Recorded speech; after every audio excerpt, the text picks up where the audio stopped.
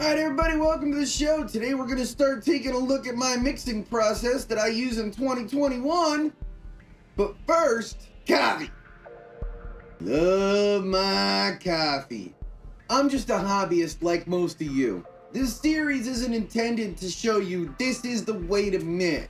This series is intended to show you, hey look, in doing this for a hobby, this is what I've learned, this is what I've come up with as my best process so far. And then I would like to talk about the differences between mine and yours. I would like to talk about maybe why we do things differently, or the fact that we like different sounds. Let's discuss all that in the comments below and try to learn from each other. There's going to be 9 shows in this series. This is step 1, and it's going to focus on most of the things that I do before I even really start mixing, from the time I get the tracks and then what I do to prepare those tracks to be mixed. We're going to look at track organization, gain staging or level balancing, or making all of the tracks the same volume, or as I like to call it, unmixing, gating. What are gates? What are they used for? How do you use them? Basic sound shaping, high and low passing, as well as taking a look at pulling crossover frequencies out of different instruments. Creating combination tracks and why you might want to do that. Taking multiple tracks that you were provided and putting them together into a single track. We're going to put links to everything we use in the description below. So let's get started. After downloading the tracks, I have to unzip them to the folder I want to store them in. Let me hurry this process along a little for you.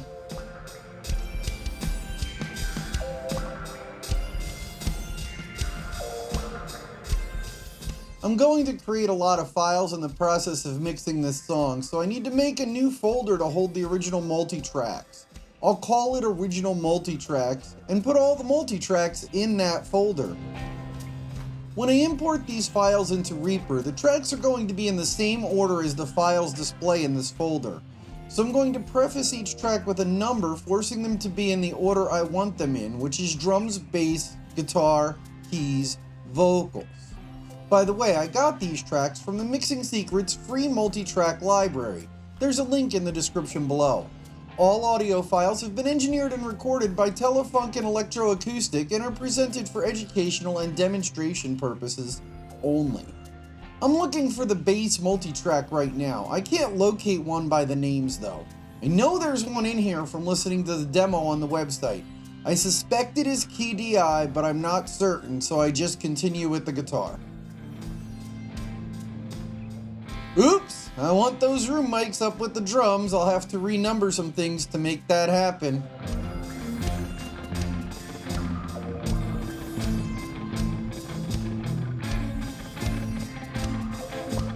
Now, over in Reaper, I have to save the project, making sure to put it in the correct folder for this project.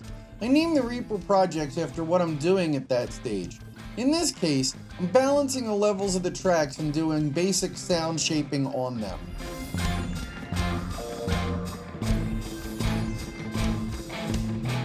I'll just insert those multi-tracks into the project and randomly color the tracks. At this point I don't really care what color they are, but having them all different colors will help me keep track of my place later on.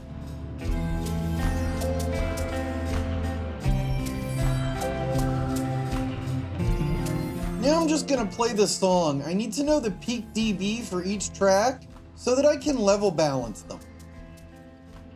Always make sure you turn down the master volume when you're playing the raw tracks. Just trust me, you'll be glad you did. I use a couple plugins at this stage. We'll put gates on the close mics of the drums to help control the bleed, and we'll use an EQ plugin to do the fine level balancing as well as some very basic sound shaping.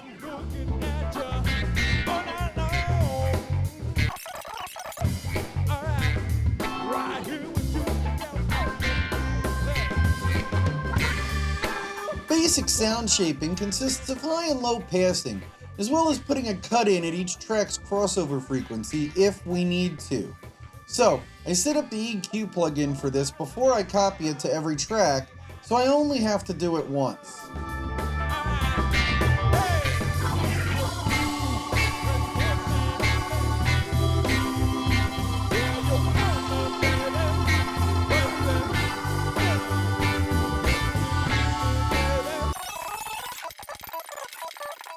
This is where I realized that the song I downloaded is 28 minutes long. That's a little too long for videos I want to keep under 20 minutes, so I'm just going to trim them at 3 minutes 10 seconds. Then I have to start the replay over again since they played past the trim point before.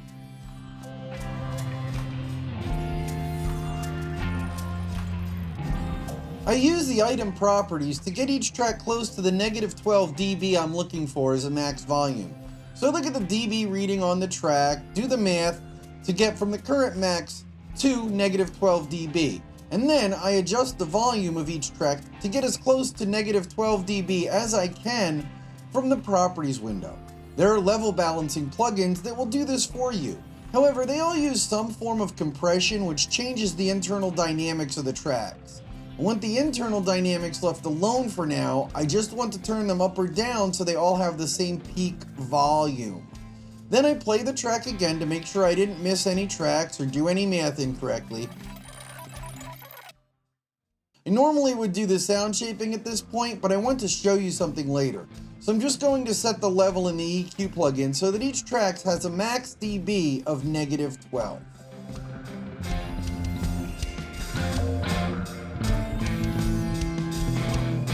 Then I play the track again to make sure I didn't miss any tracks or do any math incorrectly, and adjust the level in the EQ plugin to make corrections.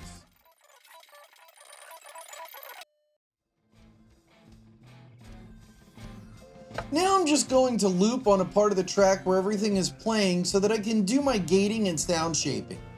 With gating, I want to get rid of as much bleed as possible without killing too much of the primary instrument signal.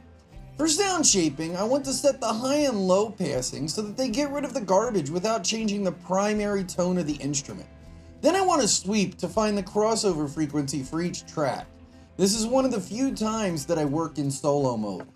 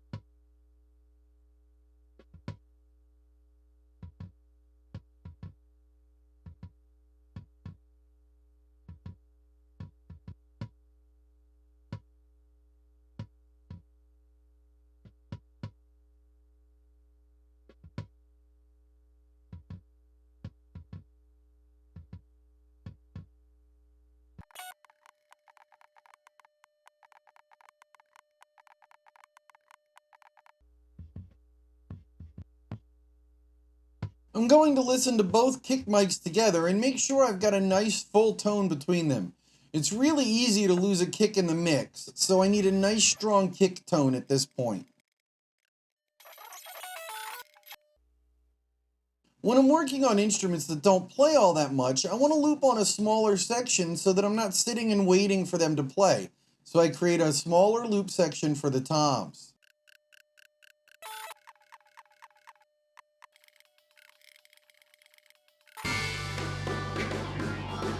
Since this is a live recording, there's no drum room mic. I'm going to create one out of the overheads. I add a track, give it a name, and then use routing to send the overheads to it.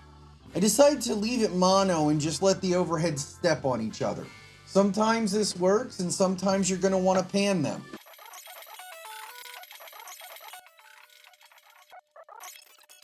You can really hear what pulling the crossover frequency out does on the guitar. I hope you have headphones or good speakers going. Studio monitors would be best.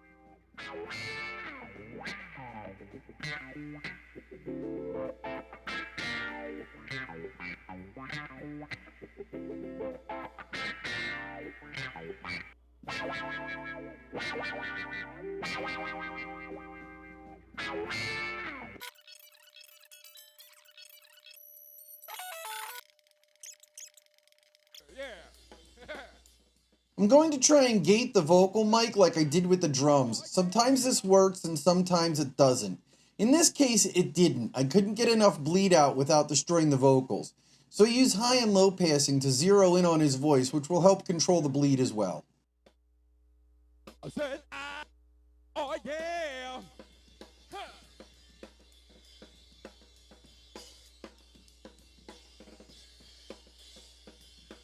Feeling good, yeah. I said, oh yeah.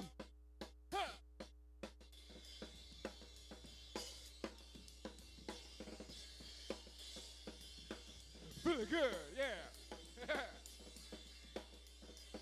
I said, oh yeah.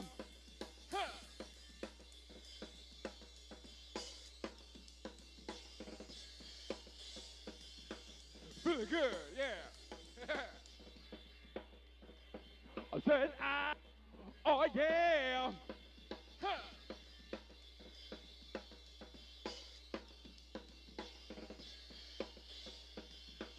Feeling good, yeah. I said, oh yeah. Then I play the track again because sound shaping in this way changes the max dB. That's also why I usually don't bother doing fine leveling until after sound shaping. Take a look at the max dB on track 1. It's gone up by 0.3 dB even though all I did was take stuff out of it. This is why high and low passing is important. Getting those crossover frequencies out contributes to this as well. It focuses your instruments and helps each of them cut the mix. Then, play the track again.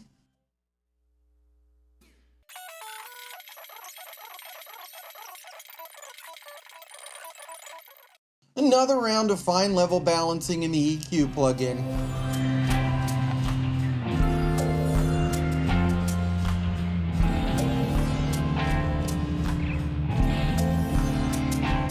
With all the tracks peaking at -12 dB, we're ready to render the prepared multi-tracks. I'm going to separate them from the original multi-tracks by putting them in a folder named Prepared Multi-Tracks. Each track will be named with its track number and name so they import into the next project properly. I also want to remove the numbers from the beginning of the track names to avoid confusion later.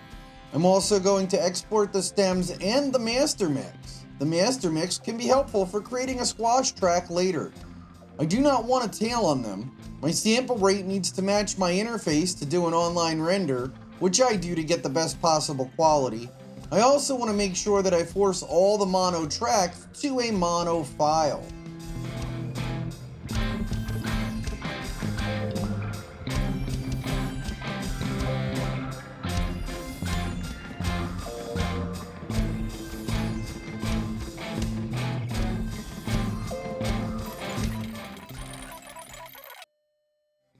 Now just close everything up and we're done preparing the multi-tracks.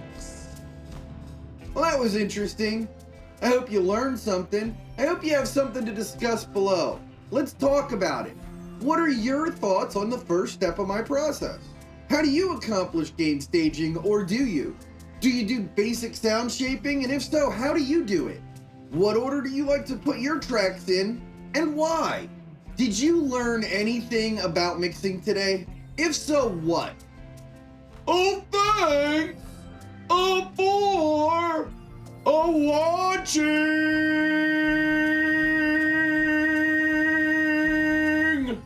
Don't forget to like, subscribe, and ring my bell, baby!